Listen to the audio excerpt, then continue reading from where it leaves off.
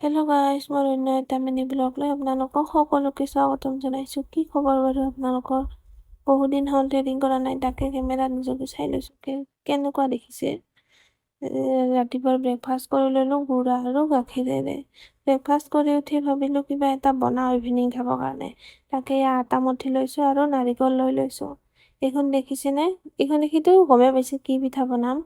যে আমাৰ ফালে এই পিঠাটোৰ নাম হৈছে খানমুচুৰি পিঠা। আৰু কোনোবা ঠাইত জোন পিঠা বুলিও কয়। আপোনালোকে বাৰু কি বুলি কয়? আমাৰ বনাই হৈ গ'ল। পিঠা বনাই উঠি আকৌ ভাত বনাই ল'লোঁ। বেঙেনা পিটিকা আৰু কণী আলু চব্জি। ভাত খাই উঠি কেইখনমান কাপোৰ জাপিব লগা আছিলে, তাকে জাপি ল'লোঁ।